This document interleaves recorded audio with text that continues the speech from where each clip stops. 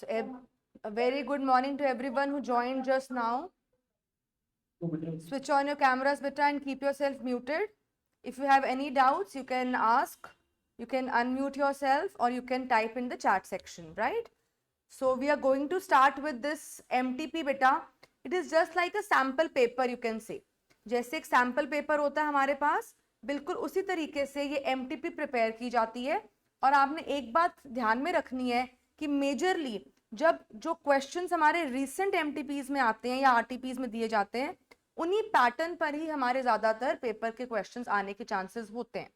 We try to get an idea of what we can expect in our paper. Exactly तो नहीं होगा, पर कुछ क्वेश्चंस सेम हो सकते हैं. हमारी बुक्स में से बहुत क्वेश्चंस आते हैं, उसके बैक क्वेश्चंस में से बहुत ज्यादा क्वेश्चन लिए जाते हैं. एमटीपीज में से आपको आइडिया लिया जाता है कि भाई किस चैप्टर पे फोकस किया जा सकता है, प्लस किस तरह के क्वेश्चंस का लेवल होगा, वो हमें ये एमटीपीज आइडिया दे देती हैं, right. So as you are to the preparation of your final examination, इस वीक आपके फाइनल पेपर्स भी हैं, मेरे साथ टेस्ट भी हैं, तो आप रिवाइज भी कर रहे होगे. तो आई थिंक जब हम अभी एमटीपी करेंगे, आप भी मेरे को बीच बीच में आंसर्स दे सकते हो. You are well aware of the concepts and you can also try to solve it on your own. But today I will make you solve it. लेकिन आप खुद से भी इसको करेंगे साथ साथ, ताकि we match our answers. And if there is any confusion about why ma'am this is the answer, why it cannot be the other one, that queries we can handle side by side. Clear? So shall I start with the MTP solving? All set? Good. सो बेटा it's 100 marks paper, सारा objective रहेगा आपका. 2 घंटे का paper रहता है आपका. तो इसको 2 घंटे के पेपर को जो आपने करना है, आपको क्वेश्चंस को बहुत ध्यान से पढ़ना है. काफी क्वेश्चंस इसमें डायरेक्ट होंगे, जिसके आंसर्स आपको ऐसे करेक्टली मिल जाते हैं, बिल्कुल 4 ऑप्शन में से पता है भाई यही आंसर है.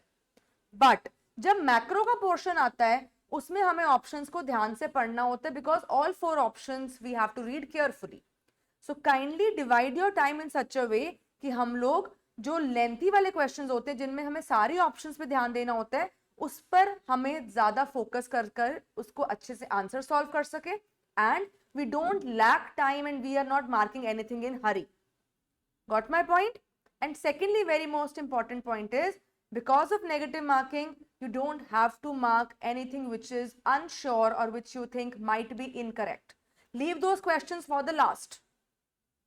एंड में अपना दिमाग लगाकर आपको जो लग रहा है कि भाई इसका आंसर पॉसिबल हो सकता है, you can try and mark it. And if you are feeling कि भाई नहीं बिल्कुल भी I am not sure, then please KBC में वहां उस क्वेश्चन को मार्क ना करिएगा, नहीं तो फिर सीधा 3-20 पे आ जाएंगे. समझ में आया? पड़ाव होता है ना 3-20 वाला, तो उस पड़ाव पे गिर जाता है बंदा अच्छे पैसे कमाकर. तो वो पड़ाव पे हमको नहीं आना है, तो हमको बिल्कुल श्योर होके ही आंसर्स मार्क करने हैं. Clear? So we will do it side by side. If in between any doubt you feel, let me know. First question we have is बच्चे, bank rate is the rate. सबको पता है कौन सा rate होता है? Rate of interest which RBI charges. Read करें दोनों तीनों ऑप्शंस जो इसकी गिवन है. पहला कह रहा है एट विच आरबीआई लेंड्स, बिल्कुल करेक्ट है, आरबीआई आपको लोन देता है इस रेट पर. दूसरा कह रहा है RBI rediscounts the bills of commercial banks, बिल्कुल करेक्ट. बैंक रेट की डेफिनेशन में ये भी लिखा जाता है, it is the rate at which the bills are discounted. So both the statements are correct. So which will be the answer? C, both A and B. You can solve along with me, right? Next, which of the following is not an instrument of monetary policy. बेटा monetary policy में तो CRR, SLR, repo rate monetary policy है ना, जो RBI use करता है. तो public expenditure management कौन सी पॉलिसी का पार्ट है? You can unmute yourself and participate. It's a part of government budget, fiscal policy. It is not the part of monetary policy. First 2 questions quite easy and direct. Third, reverse repo rate. Reverse repo rate भी सबको मालूम है क्या होता है. Reverse repo rate उल्टा, जिसमें हम तुम्हें इतना अच्छा इंटरेस्ट देते हैं कि भाई तुम आके पैसा अपना मेरे पास जमा करा जाते हो. तो जब अपना पैसा मेरे पास तुम डिपॉजिट करा रहे हो, तो कहने का मतलब तो यही हो गया, I am borrowing from you. I am RBI, you are depositing money to me, I am borrowing from U. So it is the rate at which RBI borrows from commercial banks. Is that clear, बच्चे? First three questions. Good. Fourth, fiscal deficit can be remedied by. Remedied का मतलब इलाज, corrective measure, correction. रेमेडीड का मतलब correction. तो कह रहे हैं अगर फिस्कल डेफिसिट आया हुआ है, आपके बजट का बैलेंस क्या आ रहा है? नेगेटिव, यानी expenditures are greater than receipts. तो इसको कैसे ठीक करोगे? We have various measures to do it. Deficit financing हमारे पास है, लोन्स लेने पड़ते हैं, हमको बोरो करना पड़ता है, करेंसी प्रिंट करनी पड़ती है. So we have these two options, borrowing money and printing currency. So what is the answer then? Both A and B. Clear everyone? बीच में कोई भी डाउट हो किसी को बेटा पूछ लेना. Next, which of the following budget document is mandated? Mandated मतलब जो कंपल्सरी हमें जमा कराना पड़ता है as per FRBM Act. वो कौन सा डॉक्यूमेंट है जो मैंडेटेड किया गया है? पहला है AFS. AFS तो बेटा हमें वैसे ही देना पड़ता है, ये FRBM Act का डॉक्यूमेंट नहीं था. याद है ना, 9 डॉक्यूमेंट्स प्लस 9 अदर डॉक्यूमेंट्स. जब बजट के डॉक्यूमेंट्स लिखवाए थे तो बजट के वाले डॉक्यूमेंट्स कौन सा था? ये वाला मैक्रो इकोनॉमिक फ्रेमवर्क स्टेटमेंट. ये FRBM एक्ट ने मैंडेट किया था कि ऊपर वाले जो एसेंशियल डॉक्यूमेंट्स हैं, आपका एनुअल फाइनेंशियल स्टेटमेंट है, कंसोलिडेटेड फंड आएगा, कंटिजेंसी फंड की डिटेल्स आएंगी, डिमांड फॉर ग्रांट्स आएंगे, इसके साथ plus 9 other documents mandated bye FRBM. तो ये वो डॉक्यूमेंट मैक्रो इकोनॉमिक पॉलिसीज के लिए दिया है. It's a direct question given directly in the book. Clear everyone? Next, non plan grants are determined by. पहली बात तो ग्रांट मतलब डोनेशन. प्लान्ड ग्रांट्स है तो ऑब्वियसली जो गवर्नमेंट प्लान करती है, प्लानिंग कमीशन वगैरह बताएंगे उसको. नॉन प्लान ग्रांट्स कि कौन से ग्रांट्स है जो अचानक से करने पड़ गए हैं या अभी हमारे प्लान के अंडर नहीं थे, तो इसकी परमिशन इन चारों में से कौन देगा?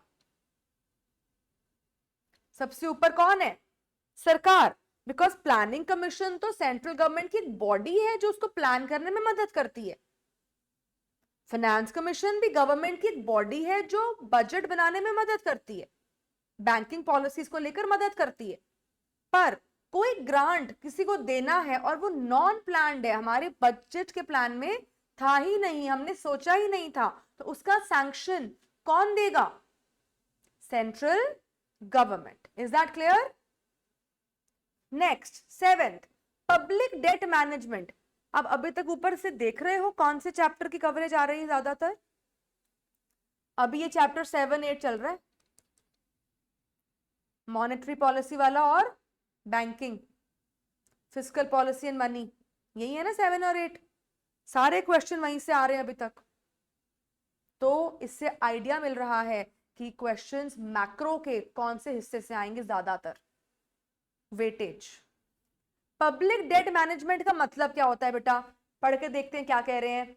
पब्लिक डेट मैनेजमेंट का मतलब नए लोन्स के टर्म्स एंड कंडीशंस को देखना. बिल्कुल ठीक बात. कौन सा पब्लिक डेट कौन से पोर्शन से आया, यानी रेशियो. मैंने कौन सा सिक्योर्ड लोन लिया है, कौन सा अनसिक्योर्ड लोन लिया है, कौन सा लोन मेरा पब्लिक डिपॉजिट फॉर्म में है, कौन सा लोन मेरा फॉरेन सेक्टर से आया, कौन सा लोन इंटरनेशनल बॉडी से आया, परसेंटेज रेशियो सेट कर ली. This is also management. कैसे लोन कब चुकाना है, मैच्योरिटी, उसकी रीपेमेंट, उसके इंटरेस्ट लेवल्स, इंटरेस्ट रेट्स. तो यही तो है डेट मैनेजमेंट. तो all of the above. Clear? Next, public expenditure increases what. कह रहे हैं अगर सरकार खर्चा करती है तो उससे क्या बढ़ता है? क्या एक्सपेंडिचर का इंटरेस्ट रेट से कोई लिंक है? नहीं, ये तो मॉनेटरी पॉलिसी है. एक्सपोर्ट इंपोर्ट से कोई लिंक है? ये तो फॉरेन पॉलिसी है. जब पब्लिक एक्सपेंडिचर बढ़ाया जाता है, सरकार आपके लिए खर्चे करती है, इंफ्रास्ट्रक्चर बना रही है, फैक्ट्रियां खोल रही है, इंडस्ट्रीज ओपन हो रहे हैं, मॉल्स बन रहे हैं, सड़कें बन रही हैं, सबसे पहला काम क्या मिलेगा आपको? रोजगार। सबसे पहले क्या मिलेगा बेटा? Employment. Is that clear? So public expenditure leads to increase of employment. That is the first point of the entire chain. इसके बाद फिर बाकी बातें होती हैं कि जब एम्प्लॉयमेंट बढ़ेगी तो इनकी कमाई बढ़ेगी, कमाई बढ़ेगी तो इनका स्टैंडर्ड ऑफ लिविंग बढ़ेगा, ये लोग डिमांड करेंगे, then the circle moves. But the first effect of increasing public expenditure is increase of employment. Is everybody clear?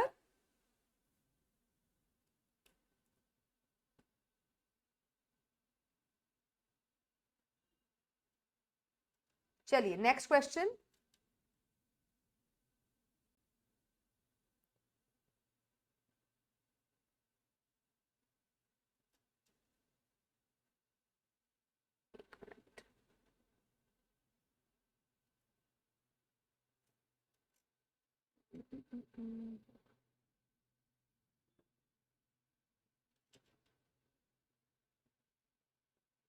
Next question देखेंगे बेटा, question number 9.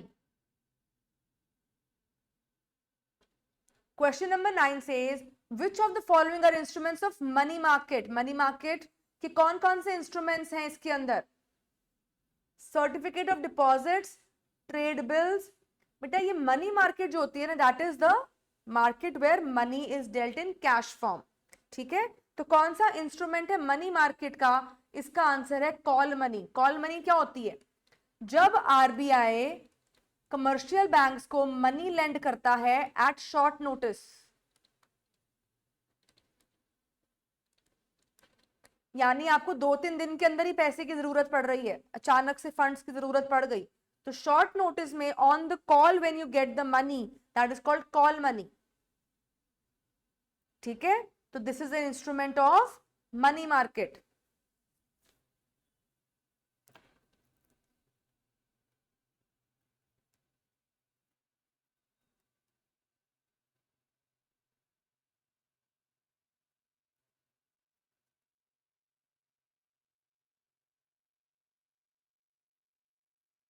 Next are certificate of deposits. बेटा ये भी public deposits हैं आपके, public deposits. तो ये जो आप डिपॉजिट रखते हो ये भी आप मनी मार्केट में बाय परचेज कर सकते हो. And then we have trade bills. Trade bills क्या होते हैं बेटा? जैसे आप क्रेडिट सेल्स करते हो, क्रेडिट पे सेल करते हो कोई चीज, सोल्ड ऑन क्रेडिट बेसिस, तो उसके बेसिस पर जो बिल होता है, one business draws on the other, ये क्या होते हैं? Trade bills. Trade bills. So basically, what are money market instruments? इसकी डेफिनेशन लिख लो. The instruments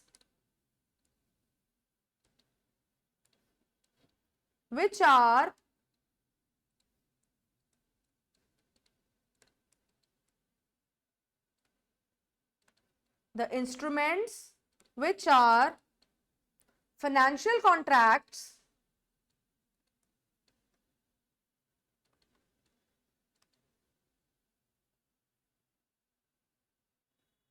traded for period of less than 1 year.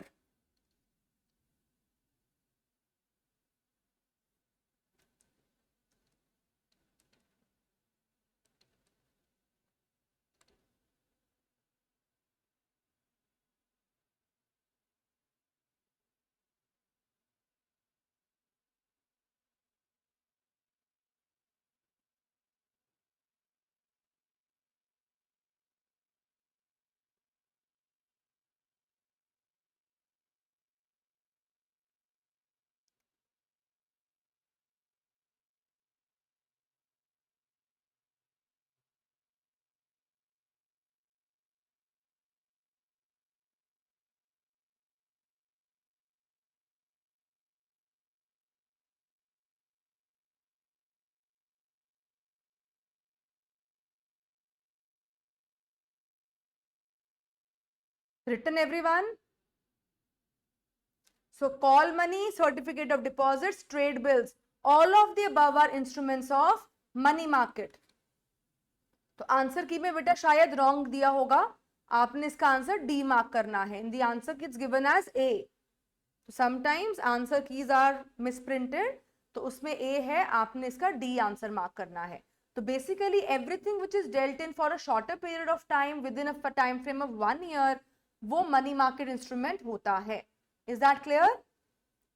इसका आंसर है D. Next, who issues a treasury bill? RBI. Treasury bill कौन issue करता है बेटा? आरबीआई. Because treasury bills are the bills issued by the government authorities. ये government के bills होते हैं, किसी कंपनी के नहीं होते हैं.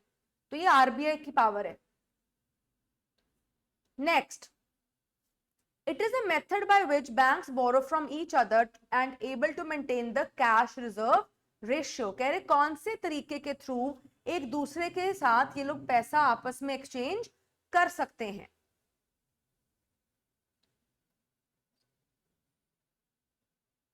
Read the options.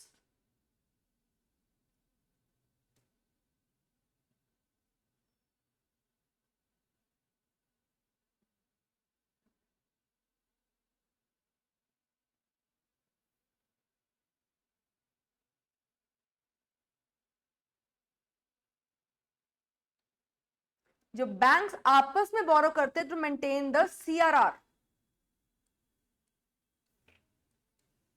That is known as बेटा कमर्शियल पेपर्स. इसको इंपॉर्टेंट मार्क कर लो, बिकॉज अभी तक ये हमारे बुक्स में और कॉन्सेप्ट में नहीं आया था. This indicates sometimes 1 or 2 questions might be asked out of your scope. तो इसको इंपॉर्टेंट मार्क कर लो.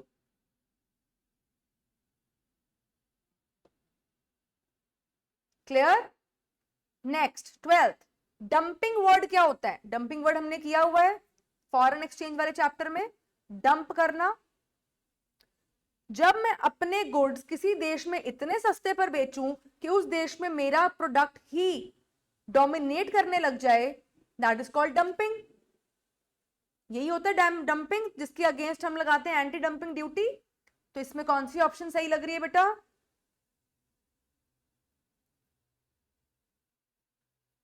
Expensive goods being sold at lower prices.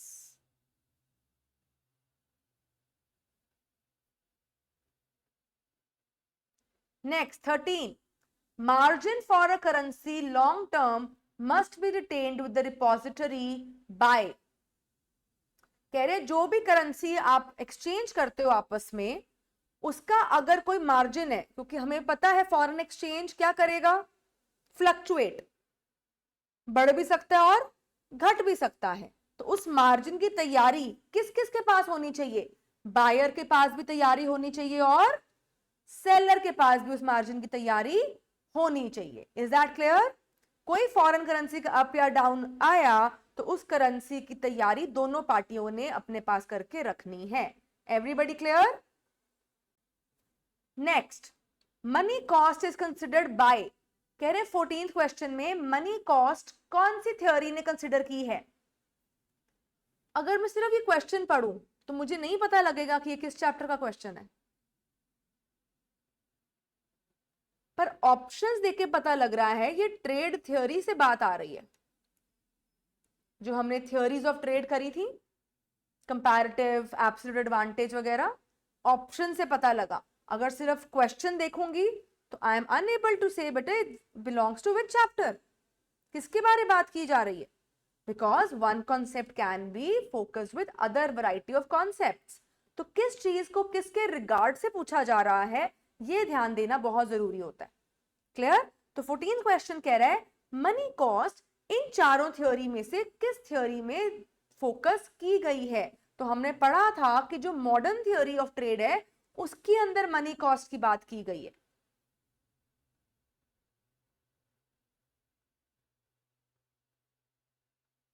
यहां तक क्लियर?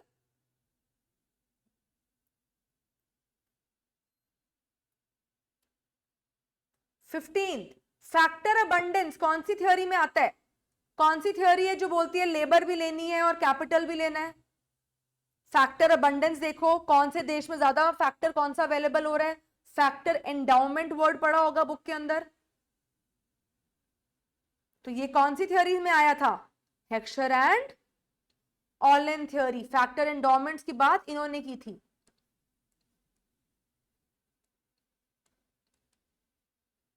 लेबर प्लस कैपिटल, ये देखो कौन से देश लेबर इंटेंसिव है, कौन सा देश कैपिटल सरप्लस है, उसके अकॉर्डिंगली ही डिसाइड करेंगे कौन सा काम किसको दिया जाएगा। क्लियर हुआ? Next, most controversial topic in the Doha agenda, याद है कि नहीं, अंडरलाइन कराया था, एग्रीकल्चर। दोहा राउंड में सबसे ज्यादा कंट्रोवर्शियल टॉपिक क्या था, agriculture, is directly mentioned in the book. Next, hedging is indicated by, hedging क्या होता है बेटा, हेजिंग हमने सीखा हुआ है कि हेजिंग का प्रोसेस का मतलब हम अपने आप को एक प्रोटेक्शन दें। जैसे कोई प्लांट्स लगे होते हैं छोटे छोटे, उसके बाहर हम क्यारी बनाते हैं ताकि उसको कोई डैमेज ना करे, वो हेज होता है। अगर मेरे को मालूम है मैं शेयर मार्केट में फॉरेन करेंसी में डील कर रही हूँ, फॉरेन करेंसी फ्लक्चुएट करेगी, मैं आज ही बैंक के साथ अपने फॉरेन करेंसी का रेट फिक्स कर लेती हूँ ताकि कल को मुझे नुकसान ना भुगतना पड़े। तो मैंने क्या किया, अपने नुकसान को एक प्रोटेक्शन दी, safety against any financial, safety against any financial uncertainty.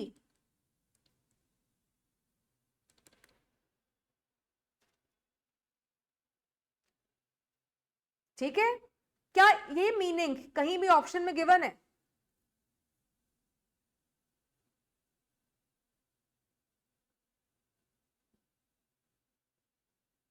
Any of the option is suiting this definition? Yes or no?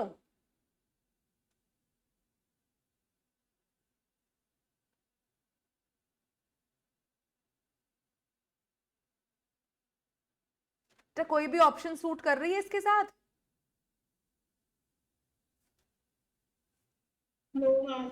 So answer is none of these. Clear? बेटा जितना पार्टिसिपेट करेंगे आप बच्चे, उतना आपको क्वेश्चंस और अच्छे से समझ में आएंगे। You're such a good collection of number of students. You all are present here online. You have the technology of unmuting yourself and you can speak up. So kindly participate in the class. 18th question. In the long run, dash affects the exchange rate.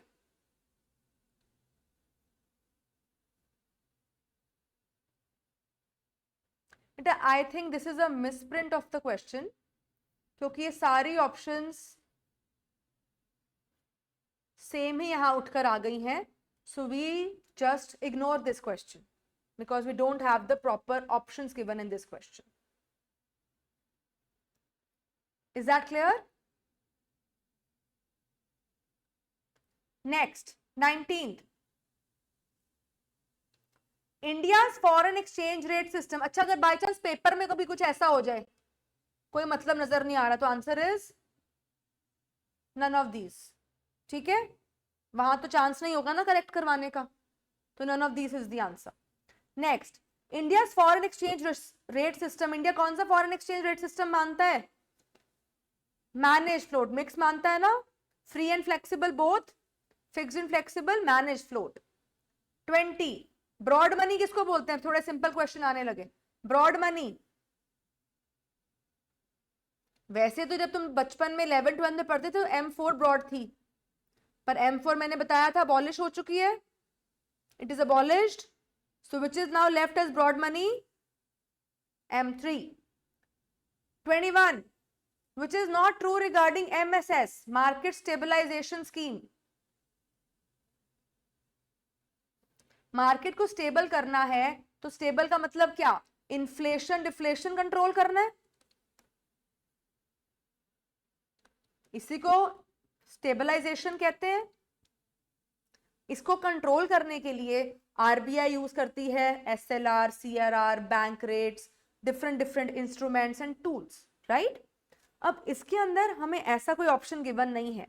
Statement wise question में statement में options हैं, तो we have to read all the statements, all the options to find out the most appropriate. तो इसकी options पढ़ना शुरू करते हैं। नंबर 1, और हमने ढूंढना है नॉट ट्रू, ढूंढना भी है उल्टा, नॉट ट्रू, तो इसको ध्यान में रखिएगा।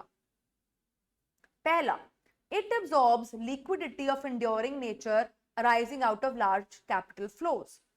ये ट्रू है। अगर सरप्लस पैसा देश में आया हुआ है तो इन्फ्लेशन होगी, आरबीआई बैंक रेट वगैरह बढ़ाएगा, सीआरआर बढ़ाएगा, तो आपकी लिक्विडिटी एब्जॉर्ब हो जाएगी। तो ये तो ट्रू हो गया, मेरे को ढूंढना है नॉट ट्रू। ढूंढते हैं next. It absorbs surplus liquidity through sale of securities. याद है गवर्नमेंट क्या करती है, ओपन मार्केट ऑपरेशंस। इसका क्या मतलब हुआ, अपनी सिक्योरिटी बेचना, बेचूंगी तो तुम्हारा पैसा मेरे पास आ जाएगा, again your liquidity will be absorbed. ये भी ट्रू हो गया, मेरे को ढूंढना है not true. It mobilizes surplus liquidity accounts with RBI. Mobilize का मतलब चैनलाइज। चैनलाइज कैसे करते हैं हम, थ्रू सीआरआर, एसएलआर, कि तुम्हारे पास इतना रिजर्व रेशियो, भाई रिजर्व रेशियो बढ़ा दो तो तुम्हारा पैसा क्या हो जाएगा, मेरे पास वापस आ जाएगा, अब्सॉर्ब हो जाएगा। तीनों बातें ट्रू लग रही हैं। Next, MSS account liquidity can be use for government expenditure of capital nature. कह रहे हैं इस अकाउंट में जो पैसा अब्सॉर्ब होके आएगा, क्या हम उसे खर्चा करने के लिए इस्तेमाल करेंगे? No no, this is only to correct the instability in the economy, not to do any expenditures. ये सरकार का खाता नहीं है कि सरकार इसमें से खर्चा करेगी। सो this is not true, answer is D. Are all the 4 statements clear? Next, 22. Business economics is everything, all of the above. कोई डाउट हो प्लीज पूछ लेना। 23rd, in the free market economy, allocation of resources। ये तो बेटा direct question किताब से उठ के आया है, आपके बैक क्वेश्चन में से। बैक क्वेश्चन में किया था कंज्यूमर इज सॉवरन, मानते हैं ना, तो कंज्यूमर प्रेफरेंसेस डिसाइड करती हैं। This question is these 2 questions directly from your book, book के बैक क्वेश्चन में से आया है, अगर तुम्हें याद हो। Next, unlimited ends and limited means together present the problem of. बताइए जल्दी से, कौन सी प्रॉब्लम को बर्थ मिलता है? Problem of choice.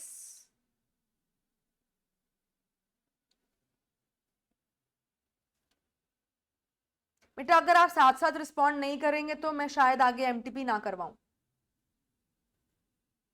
नहीं हो सकता बेटा problem of scarcity, we have never recognised this as a problem. Scarcity is the reason, unlimited means मतलब स्कैरसिटी। तो हम ये सारी तीनों बातें लिखते थे तो क्या होती थी, प्रॉब्लम ऑफ चॉइस। नोट्स में चेक करो। फिर problem of choice is the central economic problem, what to, how to, for whom to and growth. Remember, good. बेटा आप लोग पार्टिसिपेट करेंगे तो मैं आगे एमटीपी कराऊं, बता दो।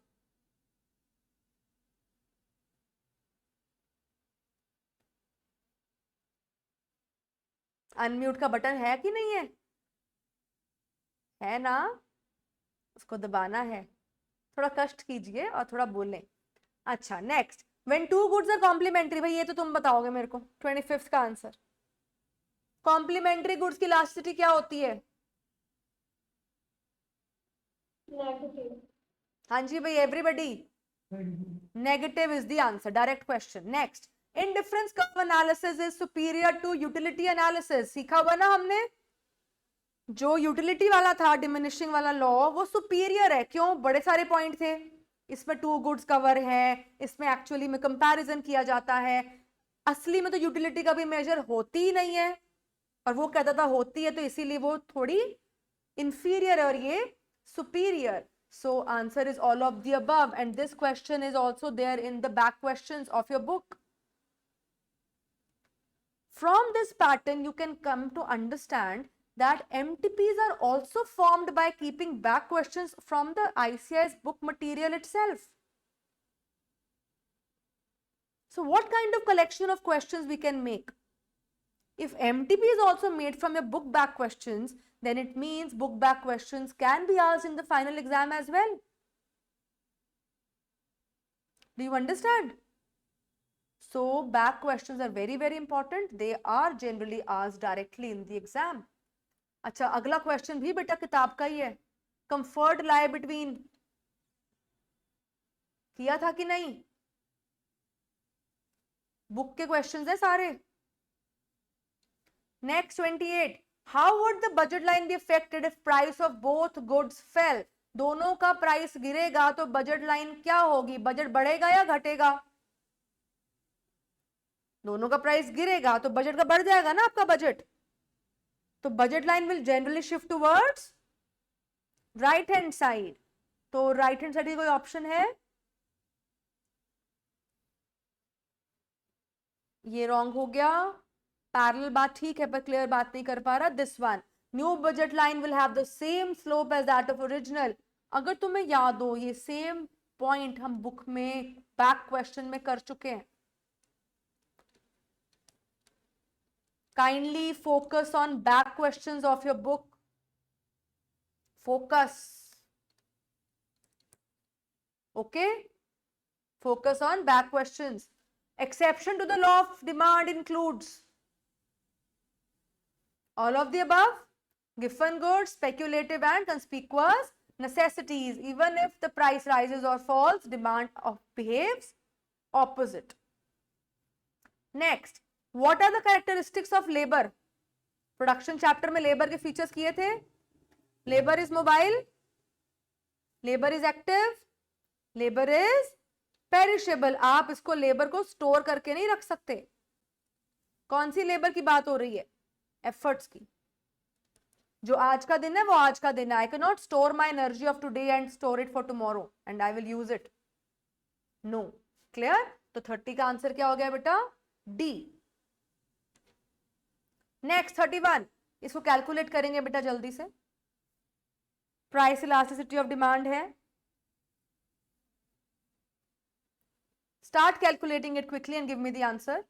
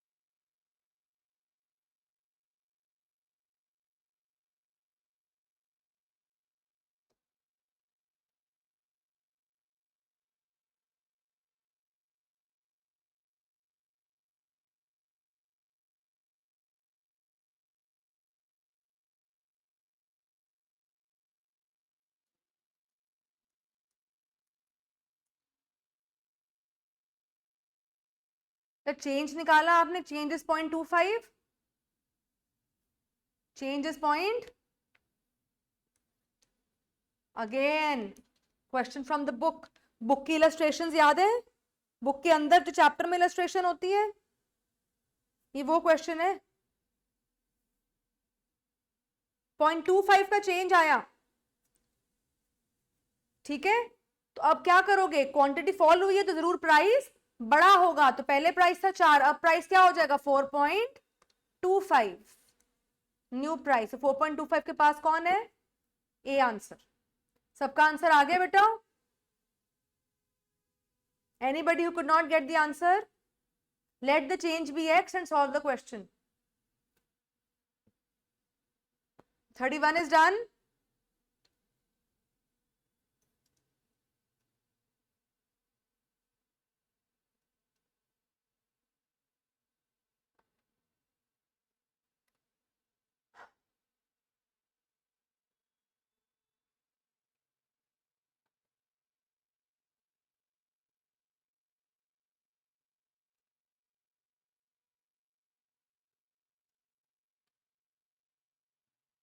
नेक्स्ट बेटा 32, आंसर बताएं।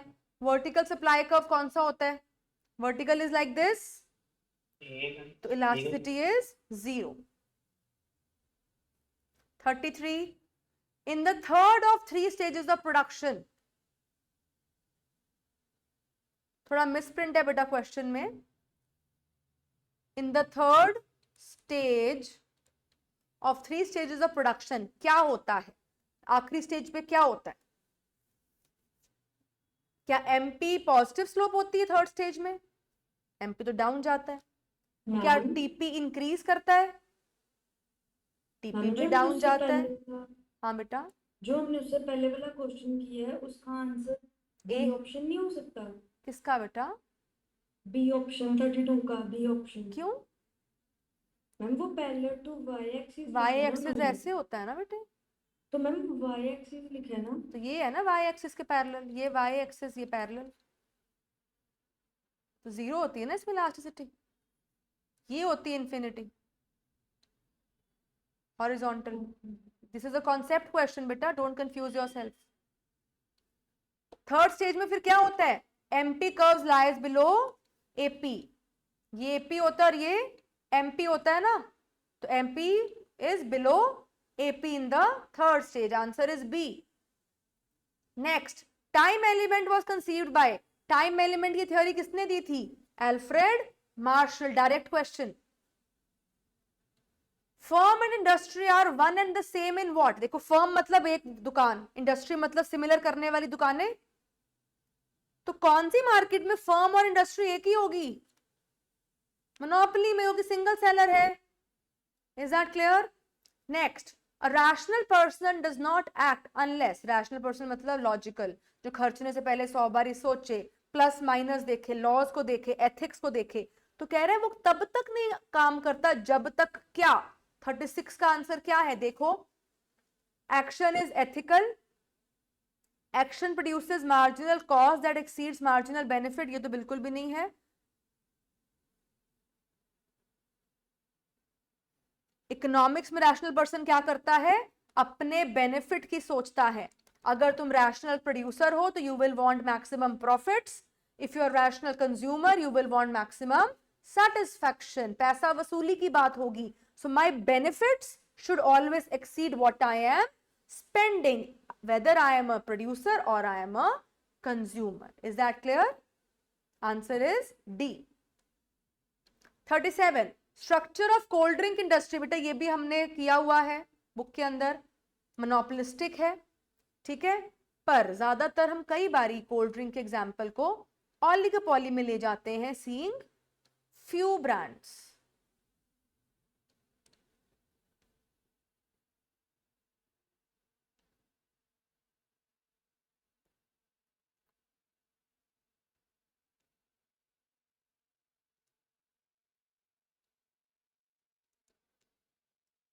तो आप ऐसा करेंगे बेटा, कोल्ड ड्रिंक के लिए आप ऑलिगोपॉली को मार्क करेंगे. You mark oligopoly for this. जो automobile industry, airlines, soft drink, ये सब इसमें जाएगी. बाकी सोप, शैम्पू, टूथपेस्ट, जितना भी हमारा वॉशरूम मटेरियल जाता है, जितना भी ग्रोसरी आइटम्स हैं, चिप्स हो गए एंड सॉसेस, वैरायटी, वो सब मोनोपोलिस्टिक में. Soft drink, airline, automobile, internet, telecom, ये सब ऑलिगोपॉली में, because we have few sellers in the market. ठीक है. Next 38, in the long run pure monopolist can make pure profit because of. आपने सीखा हुआ है ना, जो लॉन्ग रन होता है बाकी मार्केट्स नॉर्मल प्रॉफिट कमाती हैं because of freedom of entry exit. तो मोनोपोली वाला भी अच्छे प्रॉफिट कमा लेता है लॉन्ग रन में, क्योंकि उसकी एंट्री क्या होती है? Blocked entry. वहां फ्रीडम ऑफ एंट्री एग्जिट नहीं होती, इसीलिए उसको लॉन्ग रन में भी सुपर नॉर्मल प्रॉफिट्स मिलते हैं. 39, what do you mean by full capacity? Full capacity is utilised when there is perfect competition. कह रहे कौन से स्ट्रक्चर में फुल कैपेसिटी यूटिलाइज होगी? In perfect competition. Whatever resources I had were utilized fully. King demand hypothesis is designed to explain in context of oligopoly what? ये King demand curve क्या explain करता है कि प्राइस क्या है, rigid price एक जगह पर अड़ चुका है जिसकी वजह से डिमांड सेट नहीं हो पा रही. Clear? It's the feature of oligopoly. 41. Which of the following is not a variable in index of leading indicators? कह रहे लीडिंग इंडिकेटर का कौन सा है फॉलोइंग एग्जाम्पल नहीं है. कौन सा एग्जाम्पल लीडिंग इंडिकेटर का एग्जाम्पल नहीं है? देखो, न्यू कंज्यूमर ऑर्डर आ रहे हैं तो पता लगेगा भाई ये प्रोडक्ट की डिमांड बढ़ने वाली, ऑर्डर आ रहे हैं. नई बिल्डिंग के परमिट लोग ले रहे हैं, इसका मतलब कंस्ट्रक्शन बढ़ने वाली है, लीडिंग इंडिकेटर. पर ये जो बैंक रेट्स होते हैं, बैंक के इंटरेस्ट रेट वगैरह, ये लेटर चेंज होते हैं, लेटर. तो या तो ये हमारे हो जाते हैं लैगिंग इंडिकेटर, और अगर साथ साथ हो गए तो कोइंसिडेंटल इंडिकेटर, पर ये लीडिंग इंडिकेटर नहीं होते. तो आंसर आ गया प्राइम रेट. क्लियर हुआ? Next, main thrust. Main thrust मतलब मेन फैक्टर या मेन फोकस जिसके लिए पॉलिसी बनाई गई है. Of new industrial policy is to invite greater participation of which sector. LPG लेकर आए थे तो कौन से सेक्टर को आगे बढ़ावा देना था? प्राइवेट सेक्टर को. Is that clear everyone? Next, pump priming बेटा मैंने लिखवाया था आपको बुक्स के अंदर.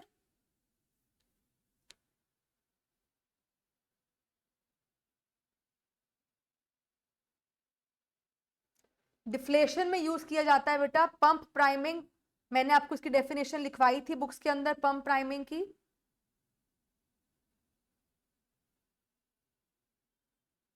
दोबारा लिख लो.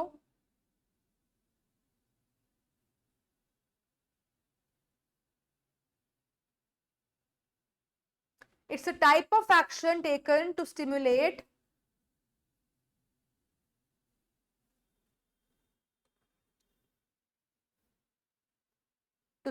economy through increased government spending.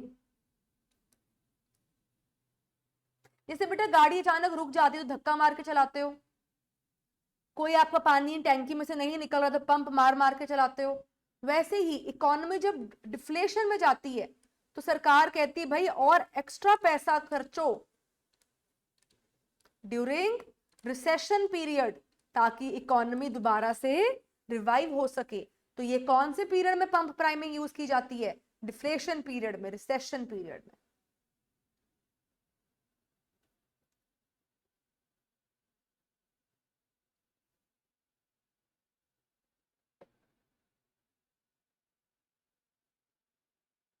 Next, expansion of government debt could result in. अगर सरकार ने लोन्स लेने बढ़ा दिए तो क्या होगा?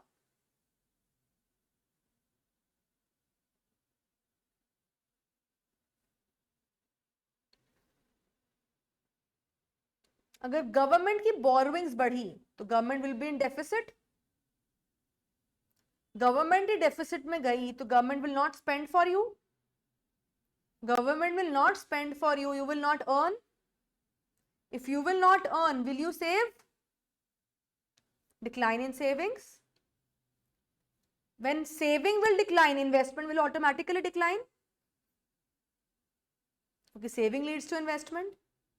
और जब ये सारी चीजें कम हो रही हैं और उधर से लोन्स लोग लेते जाएंगे तो इंटरेस्ट रेट भी क्या हो जाएंगे? मोर लोन्स की डिमांड तो इंटरेस्ट रेट भी बढ़ जाएंगे. तो answer is all of the above.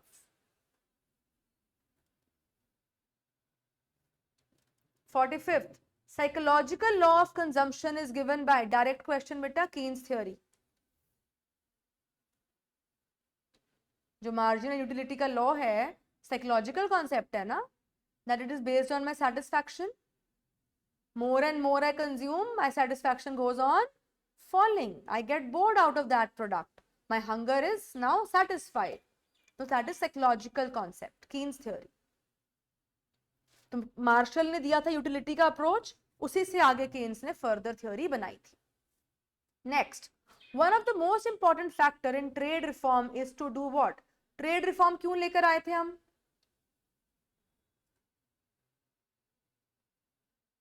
What was the purpose of trade reform?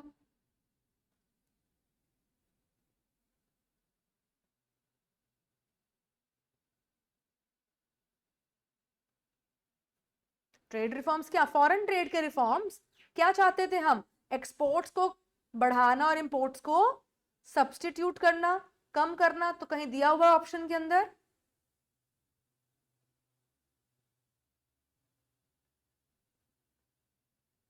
To reduce import duties. देखो एक्सपोर्ट ड्यूटी तो होती ही नहीं है, तो ये तो होगा नहीं। No, reduce import duties. अब आजकल भी ट्रम्प क्या कर रहे हैं? टैरिफ का ही तो सारा पॉलिसी चल रही है, अगर आप न्यूज वगैरह देखते हो तो if we will import from them will pay heavy tariffs, तो trading will become impossible.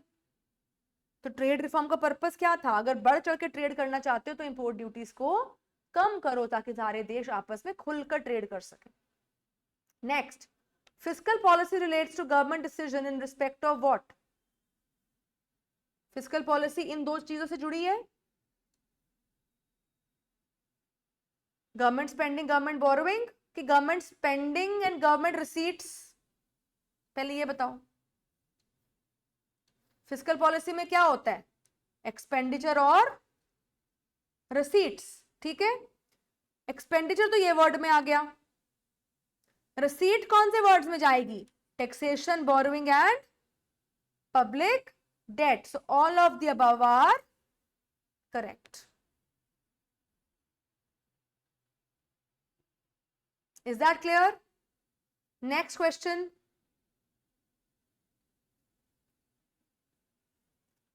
Agreement between two countries to maintain a free trade area, common external tariff, free mobility of capital। मतलब एक agreement किया है between the labor, between दो देश। तो हमने पढ़ा था custom union, economic union वगैरह options। तो when the agreement is taken between two countries for unification of that policy, उस अग्रीमेंट का क्या नाम होगा?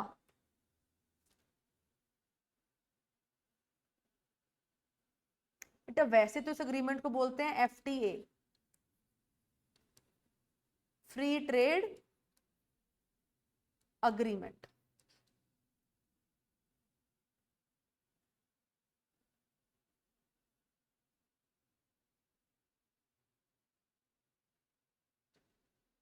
तो इन चारों ऑप्शन में से कुछ भी सूट नहीं कर रहा है as per the options given. तो अगर हम इसको अग्रीमेंट कर लेते हैं then your answer can be B. Otherwise ये कुछ मिसप्रिंट है विच इज नॉट करेक्ट। तो I can not give you the right answer from these options because these 4 options are not correct. Rather आपकी answer sheet में economic union इसका answer given है, पर economic union is not the agreement between 2 countries. ये तो सिर्फ एक particular area की बात हो गई ना। वैसे आ भी सकता है economic union. Just let me read the option carefully. agreement between 2 countries,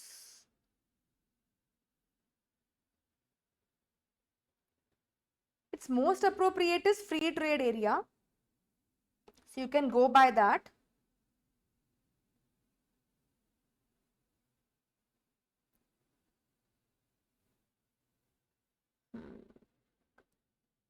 So EU, that is European union. ठीक है, आप इकोनॉमिक यूनियन को मार्क कर सकते हो इसके अंदर। अगर यूरोपियन यूनियन होता तो वो सिर्फ यूरोप के देशों में होता। Economic union is a general term. This option is correct, no need to correct any of the option, सही गिवन है। It's a general agreement where countries make blocks. किया था ना trade block, to remove barriers. So answer is C, economic union. बिल्कुल ठीक है, free trade agreement भी बोलते हैं इसको। और अगर ये ऑप्शन में नहीं था अपने पास तो economic union is the correct word. Custom union इसमें क्यों नहीं आया? Because it is only for import export duty.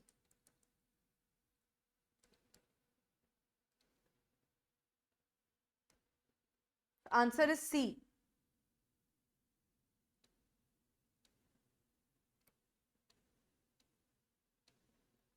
Next, 49.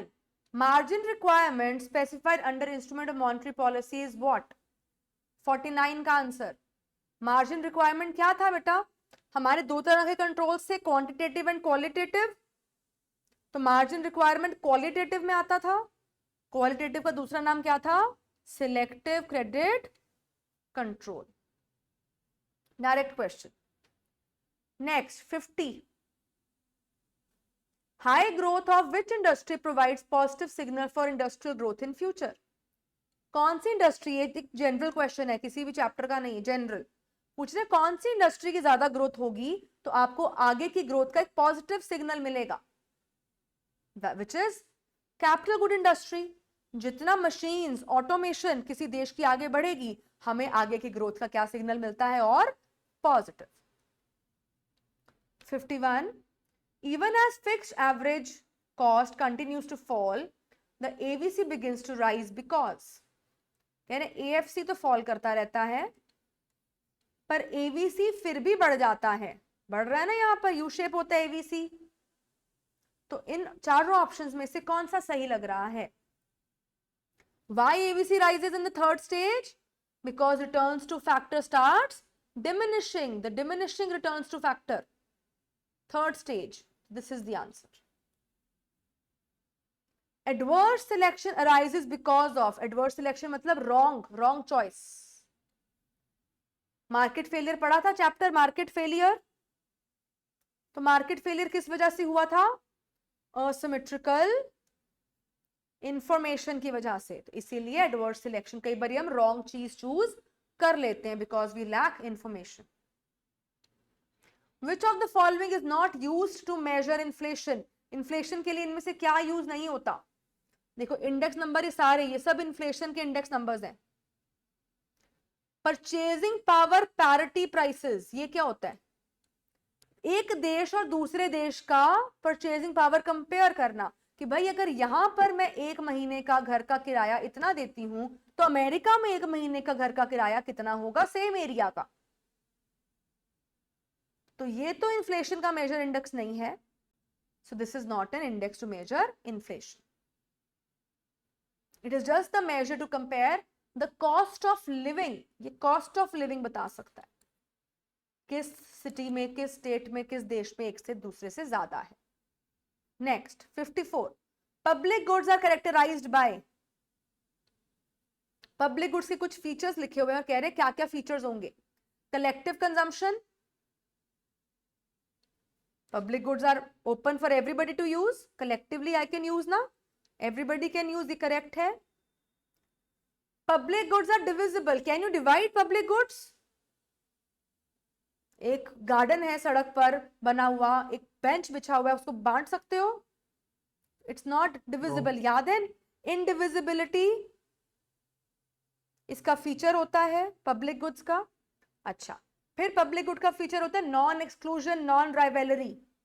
तो नॉन राइवलरी तो इन्होंने दिया नहीं हुआ, नॉन एक्सक्लूजन दिया है और क्या दिया है? Collective consumption. So my answer is 1 and 3 are correct. B.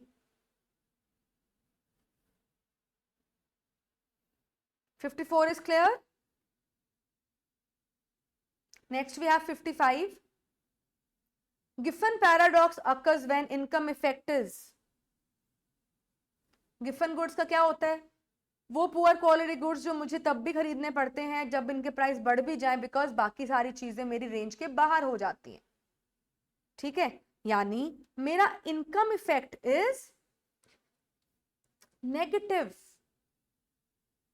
Price का बढ़ने से मेरा बजट कम हो गया, महंगाई हुई, मेरी परचेजिंग पावर कम हो गई, दैट इज इनकम इफेक्ट. उसके हिसाब से मेरे को डिमांड कम करनी चाहिए थी, पर मैं डिमांड कम नहीं कर सकती क्योंकि सब्स्टिट्यूट करने के लिए मेरे पास कुछ अवेलेबल नहीं है. बाकी गुड्स इतने महंगे मेरी रेंज के बाहर हो गए बिकॉज ये पुअर क्वालिटी गुड ही इतना महंगा हो चुका है. So negative income effect which is greater than which effect? Substitution effect. Is that clear? Next 56. कह रहा है अगर डेफिसिट बजट है और उस डेफिसिट को पूरा कर लिया गया थ्रू टैक्सेस, यानी माइनस को आपने प्लस में कन्वर्ट कर दिया, कवर कर लिया, तो क्या आपका बजट सरप्लस बन जाएगा? बैलेंस हो जाएगा ना, जो चीज कम थी वो भर दी, तो अब बजट क्या हो जाएगा? Balance. It will be a balance budget. Next, LPG model का क्रेडिट किसको जाता है? New economic policy, doctor Manmohan Singh. ये मैंने कराया था आपको. Next 58, which of the following market situations you can maximize your profits? देखो बेटा, ये वाला तो तीनों ही पॉइंट्स ऑलिगोपॉली के हैं. ऑलिगोपॉली में प्राइस रिजिड हो जाता है, तो कोल्ड ड्रिंक तू भी 11 की बेच रहे हो, मैं भी 11 की ही बेच पा रही हूँ, हम आपस में दाम बढ़ा घटा नहीं पा रहे, जो मैं पॉलिसी लेती हूँ तुम भी ले लेती हो, तो हम प्रॉफिट का फायदा नहीं ले पा रहे हैं. तो ज्यादा ब्रांड गेम्स करके, पब्लिसिटी करके, एडवर्टाइजमेंट करके कौन ज्यादा प्रॉफिट कमा लेता है? मोनोपोलिस्टिक वाला. Clear? Next 59, slope of aggregate demand becomes flatter. Aggregate demand curve की कह रहे हैं जो स्लोप है, इट बिकम्स फ्लैटर बिकॉज, किसकी वजह से फ्लैट होती है?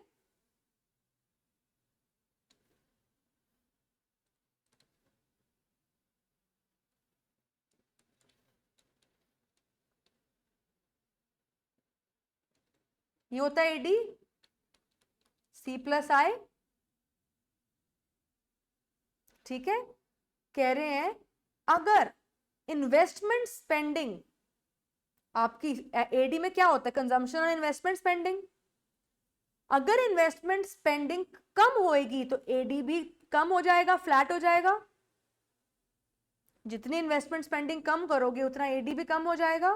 तो if it is sensitive to investment spending it will become flatter because it is composed of two elements, consumption and investment. बाकी किसी एलिमेंट का इससे लेना देना नहीं है. 60, when exchange rate is flexible, a decrease in countries B's taxes will have which effect?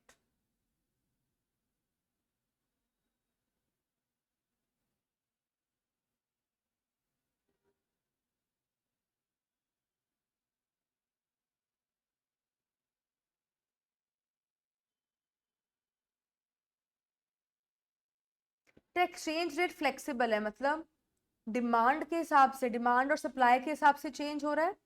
ठीक है, कंट्री के बी कंट्री ने क्या किया है? अपने टैक्सेस को कम किया है.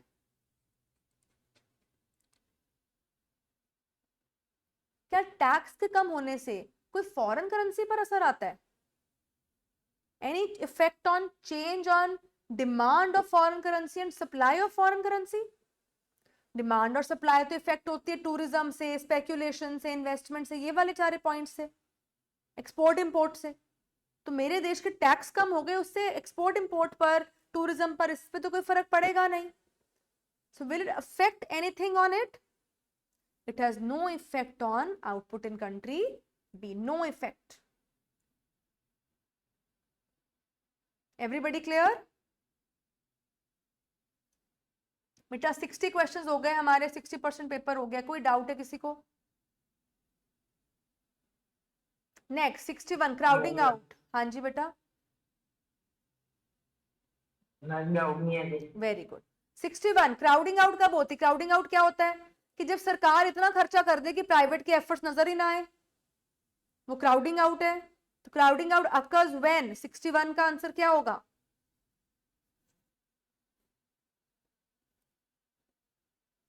हमने बोला सरकार इतना तुम्हारे लिए खर्चा कर दे कि प्राइवेट के एफर्ट नजर ना आए, खर्चे के एंगल से बढ़ाए तुम्हारा, या फिर तुम्हें इतने बेनिफिट दे दे कि तुम्हारे टैक्स वगैरह वो कम कर दे.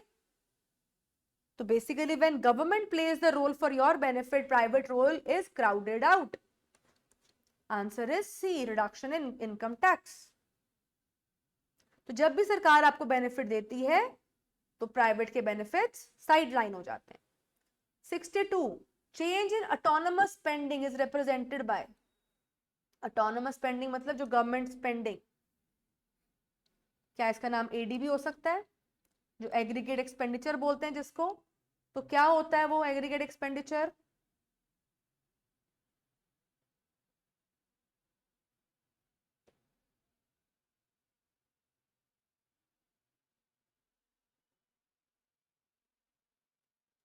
Shift of C plus I plus G spending line. जो सी प्लस आई प्लस जी होता है एग्रीगेट डिमांड, तो अगर हम उसमें चेंज करेंगे तो ये भी शिफ्ट होएगी, बढ़ेगी तो राइट, घटेगी तो left. Next 63, in mixed economy feature include existence of, ये मैंने टेस्ट में भी डाला हुआ क्वेश्चन, ये बुक में भी है। 63, it is which sector? All the sectors, all of the above. Which is the demerit of capitalism, ये भी बेटा आपकी बुक्स के अंदर है। Precedence of property rights over human rights, same question in the books. Study of micro का कौन सा पार्ट है? Product pricing and factor pricing both, ये भी बुक के क्वेश्चंस है। स्कैर्सिटी डेफिनेशन किसने दी है? Robinson, direct question. Snob effect is explained as, what is snob effect? Uncommon चीजें लेने वाला इफेक्ट, याद आया? I don't want to buy anything which is everybody is using. तो ये प्राइस से अफेक्टेड है by consumption of others. Price वाला होता है Veblen. 68, which of the following are determinants of elasticity of demand, ये तो आप बता सकते हो, ये भी डायरेक्ट क्वेश्चन है from the book. Availability of substitutes, tight demand तो बेटा टाइप है, और टाइम पीरियड सप्लाई का फैक्टर होता है, डिमांड का नहीं।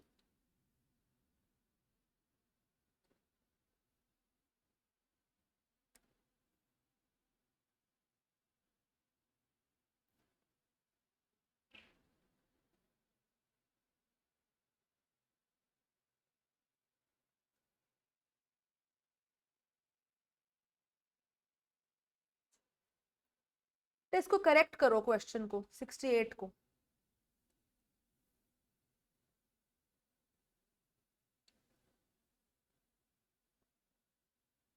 इसका आंसर ए होना चाहिए, डी होना चाहिए, ऑल ऑफ दीज। यहाँ पे प्राइस इलास्टिसिटी की बात हो रही है, फैक्टर ऑफ डिमांड की बात नहीं हो रही, ध्यान से देखो। More the substitutes more is the elasticity, पहला ऑप्शन करेक्ट है। सेकंड, टाइम पीरियड, अगर मेरे को ज्यादा टाइम मिलता है कोई चीज खरीद के रखने को, तो I can wait for the price to fluctuate, और अगर टाइम नहीं मिलता then I am inelastic. If more the time, more is the elasticity. Is that clear? किए ना फैक्टर्स। और तीसरा है टायर्ड डिमांड। टायर्ड डिमांड मतलब जो गुड्स इकट्ठे यूज होते हैं, तो अगर कोई प्रोडक्ट होता ही इकट्ठा यूज है तो उसको हमें एक साथ ही खरीदना पड़ेगा। सो all of these is the answer.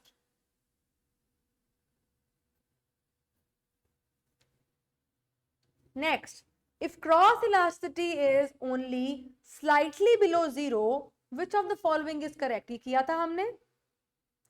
slightly below zero मतलब नेगेटिव हो गया, नेगेटिव की बात पक्का है कि वो कॉम्प्लीमेंट्स है, कॉम्प्लीमेंट्स हैं और नंबर बहुत दूर नहीं है, तो कॉम्प्लीमेंट्स कौन से वाले हैं? वो वीक कॉम्प्लीमेंट्स। जितना नंबर दूर जाएगा that will be strong complements. Indifference analysis, Hicks and Allen. Rate at which consumer is prepared to exchange good and XY is MRS. Contraction of demand is result of, contraction किसकी वजह से होती है? उसके खुद के price की वजह से, अदर फैक्टर्स की वजह से तो शिफ्टिंग होती है। इकोनॉमिक इंडिकेटर्स जो टर्निंग पॉइंट बताते हैं बेटा, बुक का क्वेश्चन है direct, all of the above, all the indicators are economic indicators. But predict कौन सा करते हैं? जो पहले बता दे, that is leading indicator. Indicator सारे हैं पर लीडिंग है जो पहले से आपको प्रिडिक्ट करके बता दे कि ऐसा सिचुएशन होने वाली है। लैगिंग और कोइंसिडेंट तो साथ साथ हमें बताते हैं ना, या उसके होने के बाद? प्रिडिक्ट करने में कौन मदद करता है? Leading indicator. Next, empirical evidence of liquidity trap is found during. कह रहे हमने देखा कि लिक्विडिटी ट्रैप में जब हमारा देश फंसता है तो वो कब देखा गया? विच example? Global financial crisis. Chapter 10 में हमने वो बॉक्सेस में पढ़ा था, एग्जाम्पल्स हैं उसके अंदर. फिर हमने पढ़ी थी crisis of 2008, technological bubble burst भी पढ़ा था. तो ये सारे एग्जाम्पल्स किसके थे? लिक्विडिटी ट्रैप के. न्यू ट्रेड थ्योरी की date 1970. Which one is included in national income? इसमें कौन सा नेशनल इनकम में आप काउंट करते हो? None of the above. कुछ भी इसमें ऐसा नहीं है जो नेशनल इनकम में काउंट होता है. Major reason for market failure is all of the above. Market failure के रीजन है ये सारे. ठीक है. Next, which of the following instrument is not FDI compliant instrument? Equity shares, debentures, redeemable preference shares, none of the above. बेटा इसके बारे लिख लो. This is new for you.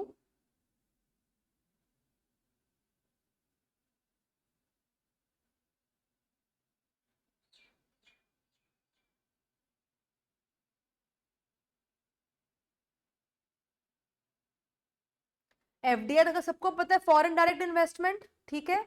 कह रहे कौन से फॉर्म में आप एफडीआई कर सकते हो और किसमें नहीं कर सकते?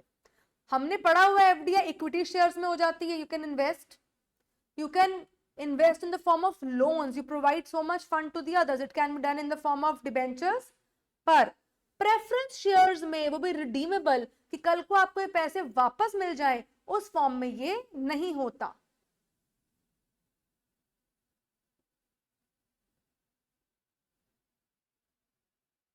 Is that clear? तो इंपॉर्टेंट मार्क कर लो इसको. It's little new for you. Next 79, expansionary fiscal policy is used for. Expansionary policy का क्या मतलब होता है? खर्चे सरकार बढ़ाएगी और अपनी कमाई कम करेगी. यानी मैं चाह रही हूं इकोनॉमी को अपलिफ्ट करना, रिसेशन से उठाना. क्लोज रिसेशनरी गैप, डिफ्लेशन से आपको हटाना, रिकवर कराना. क्लियर हो गया? What is GDP deflator? इसकी तो डेफिनेशन दी हुई है आपको. जीडीपी डिफ्लेटर क्या होता है? Nominal GDP over real GDP. Any doubt in the 80 questions?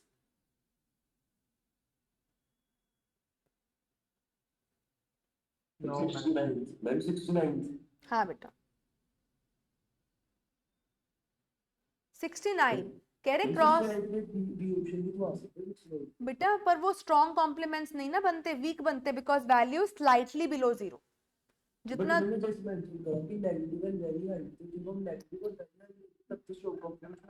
बेटा हम कह रहे हैं जीरो से नीचे वो नेगेटिव तो क्लियर हो गई, पर जितनी वैल्यू बड़ी आएगी वो स्ट्रॉन्ग कॉम्प्लीमेंट बनेगा. जितना जीरो के पास वैल्यू होगी वो कौन से कॉम्प्लीमेंट होंगे? हमने नोटबुक में लिखा हुआ है वीक कॉम्प्लीमेंट्स. जो इस रेंज के पास होंगे वो वीक होंगे, जो जितने दूर जाएंगे वो स्ट्रॉन्ग होंगे. ठीक है. 81st question. मैम 61 बता दो. बेटा मैं 81 करा के फिर 61 बता देती हूँ. Increase in price of commodity when demand is inelastic causes the total expenditure of consumer of commodity to dash. कह रहे प्राइस ऑफ कमोडिटी बढ़ा और डिमांड क्या है? इनइलास्टिक. यानी प्रोडक्ट खरीदना ही खरीदना है, प्राइस बढ़े या घटे.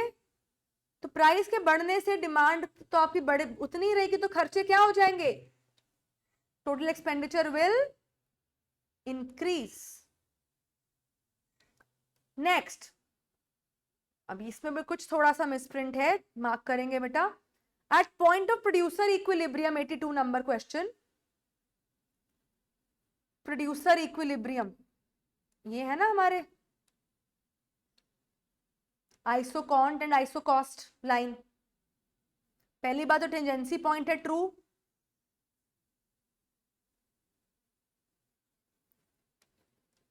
MRTS is equal to price ratio of two factors, जैसे price ratio of two goods होता था, ठीक है, या price of labour, price of capital, ये वही दिया हुआ है। MRTS ऑफ लेबर कैपिटल, बेटा पढ़ने में ध्यान देना, MRTS of labour and capital, ये दो अलग एलिमेंट्स हैं, एल के अलग है, MRTS अलग है, is equal to price ratio of labour over price ratio of capital, ठीक है। देन ये क्या लिखा हुआ है, MP marginal product of labour divided by price of labour is equal to, ये इक्वल टू करो यहां पर, marginal product of capital over price of capital. यानी आपको याद है ये वाली चीज, MU ओवर है, MU1 over MU2 is price of 1 over price of 2। तो ये जो हमारा प्रोड्यूसर इक्विलिब्रियम बना है, ये कौन सी थ्योरी से उठकर आया, इनडिफरेंस कर्व से। तो अगर इनडिफरेंस कर्व की हमारी अप्रोच की क्या कंडीशंस रहती हैं, MRS is equal to price ratio of two goods, tangency MU of 1 over MU2 is equal to MU of money which is equal to price ratio of two goods. तो ये तीनों को मिलाकर ही हमारा ये लॉ प्रूव होता है। तो प्रोड्यूसर इक्विलिब्रियम में भी सेम चीज होगी, तो answer is D, all of the above.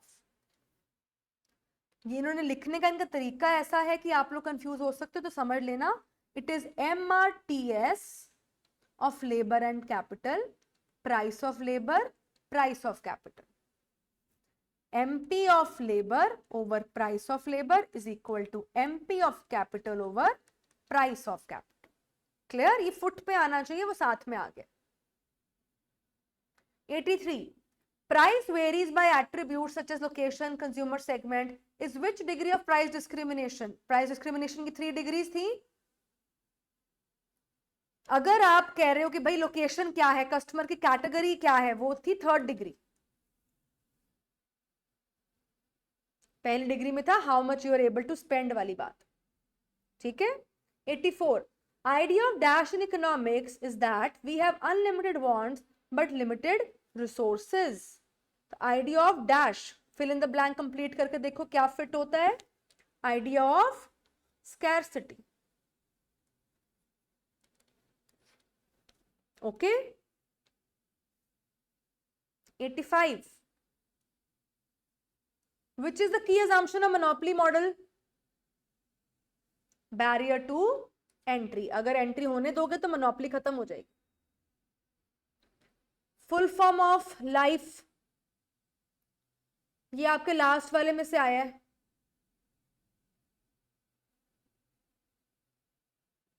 इसका फुल फॉर्म है बेटा लाइफस्टाइल फॉर एनवायरनमेंट, इसको मार्क कर लो।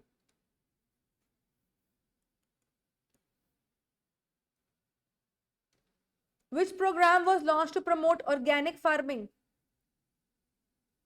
चैप्टर 10 में ये प्रोग्राम से फुल फॉर्म सी ना पीछे, प्रधानमंत्री किसान विकास योजना, ऑर्गेनिक फार्मिंग, प्रधानमंत्री किसान विकास योजना PKVY, ये सब फुल फॉर्म्स गिवन है, मार्क कराई थी, आपको लर्न करनी है। Next 88, which of the following is a non tariff barrier? Non tariff quotas are NTMs. Then MFN principle under WTO means, MFN का क्या मतलब होता है कि हम इक्वल ट्रीटमेंट देंगे अपने सारे मेंबर्स को, we will give equal treatment to all the members. Which agreement replaced GATT and created WTO? कौन से पॉइंट पर WTO और GATT रिप्लेस हुआ था? कौन सा राउंड सबसे इंपॉर्टेंट था? उरुग्वे राउंड में हुआ था ये सब कुछ, सी इज द आंसर, ठीक है। Next 91, what is liquidity trap?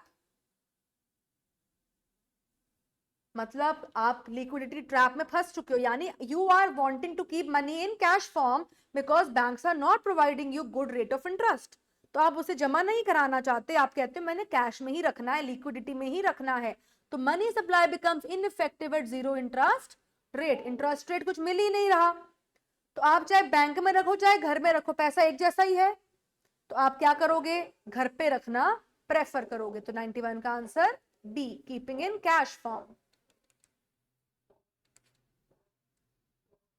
According to Friedman, की determinant of money demand is, Friedman ने परमानेंट इनकम पे फोकस दिया था, permanent income. According to Baumol, cash balances are kept for what, क्यों रखते हैं हम cash balance?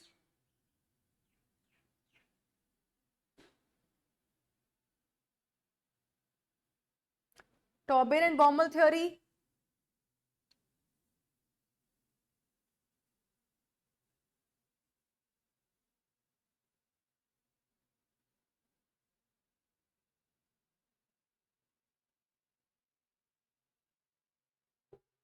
what is the answer beta 93? I think it's between A and C. Now you tell me.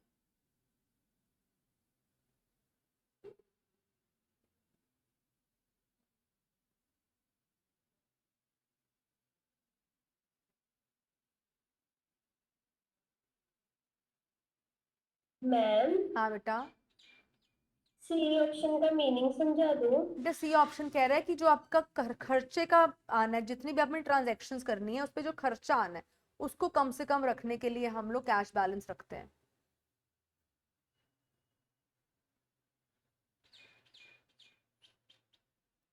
इसका answer है बेटा C, minimize total transaction cost. It's given in the books directly कि Baumol ने बोला कि भाई जो भी हम कैश बैलेंस अप्रोच रखेंगे, अगर हम ट्रांजैक्शंस के खर्चे कम करेंगे तो ही तो आगे कैश बैलेंस बचेगा। क्लियर, मिनिमाइज रखो उसको तो you will get cash balance. 94, when demand increases supply remains constant, what happens to equilibrium price? ये है सप्लाई, ये है demand, demand increases supply remains the same, new equilibrium, equilibrium price rises. 94 का answer B.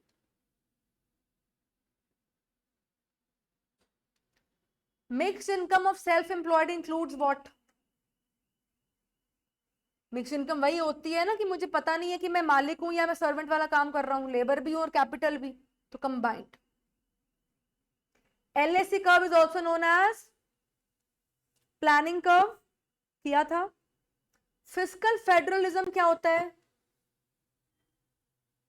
State government अपने पास है, central government अपने पास है, उसको फेडरलिज्म बोलते हैं। यानी we divide the resources of the nation, we divide our responsibilities and functions. 97 का B. Percentage of central tax share for 21-26, ये बुक से मैंने मार्क कराया था, याद करो। 1% हमने लेह लद्दाख को दे दिया था, उसको टेरिटरी घोषित करके, तो कितना रेट बच गया था अपने पास? 41 बुक्स में है, ठीक है। 99, liquidity adjustment facility includes LAF, repo rate and reverse repo rate both. Last question, monetary policy committee, it sets what?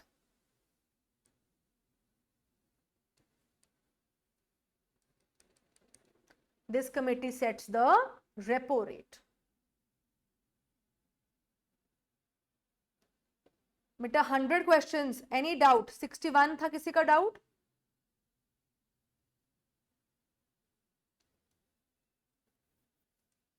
किसका डाउट था बेटा? हाँ बच्चे मैं करा देती हूँ, बाकी सारे बच्चे भी देख लो। MTP is complete, go through all the questions if you have any trouble. 61 is crowding out. कह रहे हैं क्राउडिंग आउट बेटा क्या होता है, जब हम गवर्नमेंट इतना अच्छा रोल प्ले करती है कि प्राइवेट सेक्टर की जरूरत ही नहीं पड़ती। तो गवर्नमेंट के दो अच्छे रोल हो सकते हैं, या तो वो आपको टैक्स कम कर दे या आपके लिए खर्चे करे। खर्चे करने वाली बात यहाँ आई नहीं हुई है, तो इनकम टैक्स घटाएगी तो हम खुश हो जाएंगे और प्राइवेट सेक्टर की हमें जरूरत नहीं पड़ेगी। So government crowded out the private sector. Is that clear Vanshika? Okay, go through these questions बच्चे। 60 68 कह रहे हैं विच of the following is determinant of price elasticity of demand. बेटा कह रहे हैं इलास्टिसिटी ऑफ डिमांड पे कौन कौन सा फैक्टर इफेक्ट करता है। पहला फैक्टर है substitutes, more the substitutes, more options, more you can have elasticity, you will be elastic. Second, time period. If you have more time available, you can wait for the prices to come down or change, you will be elastic. Less time, you will be inelastic. ठीक है। Tied demand, जो product कोई किसी product के साथ ही इस्तेमाल होना है, तो अगर मेरे को प्रिंटर लिया तो उसकी इंक भरवानी ही पड़ेगी, तो उसके लिए आई एम इनइलास्टिक। गाड़ी लिए तो पेट्रोल डलवाना ही पड़ना है, इनइलास्टिक। क्लियर? इसका मतलब आपके ये सारे फैक्टर्स इलास्टिसिटी पर इफेक्ट करते हैं। और बेटा डाउट्स कोई? 12th में बी ऑप्शन ही होना चाहिए था। 12th में यस, कौन सा बेटा? डंपिंग वाला। अच्छा, बी नहीं होना चाहिए था। देखो बी कह रहे हैं lower price sale of goods abroad is below the cost and price of their home market. B option सही लग रहा है, पर थोड़ा ध्यान से पढ़ना पड़ेगा। कह रहे हैं हम अपने गुड्स को दूसरे देश में बेचेंगे इतने सस्ते पर कि हमारी कॉस्ट से भी कम हो, तो बेटा फिर तो मैं नुकसान में चली जाऊंगी। मेरे को दूसरे देश में वो प्रोडक्ट सस्ता बेचना है, तो दूसरे देश में मैं इतना सस्ता बेचूंगी जाकर कि लोग मेरा गुड खरीदेंगे। क्लियर? अपनी कॉस्ट से कम नहीं, अपनी कॉस्ट से कम बेचोगे तो आप लॉस में चले जाओगे। I hope the first 100 questions and the first MTP is thorough with everyone. 62 बता दो उसका। 62 Yes, ma'am. 62 change in autonomous spending. Autonomous spending मतलब इन्वेस्ट, आपका एक्सपेंडिचर्स। ठीक है, एक्सपेंडिचर क्या होता है? C plus I plus ji.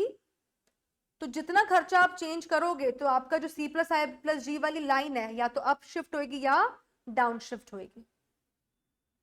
AD aggregate expenditure. Ma'am 60th बता दो एक। When exchange rate is flexible, कह रहे एक्सचेंज रेट फ्लेक्सिबल है, यानी डिमांड और सप्लाई से इफेक्ट हो रहा है कि डॉलर की डिमांड और डॉलर की सप्लाई क्या है, उससे एक्सचेंज रेट इफेक्ट हो रहा है। किसी देश ने अपने टैक्सेस चेंज किए, अब मेरे देश में टैक्स चेंज हो जाएगा तो रुपये और डॉलर में क्या फर्क पड़ेगा? कुछ भी नहीं। तो इसका कोई असर नहीं होगा हमारे देश की आउटपुट पर।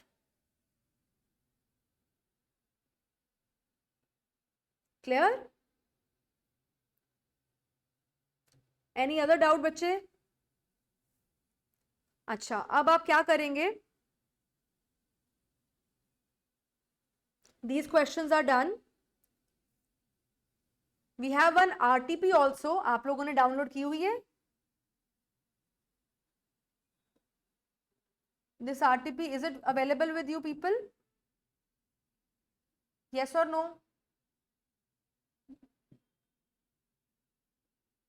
बेटा ये है आपके पास PDF फॉर्मेट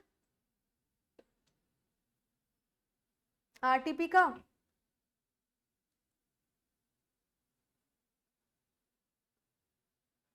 इस पर 25 क्वेश्चंस हैं। This is your homework for today. I will discuss this RTP tomorrow in the class.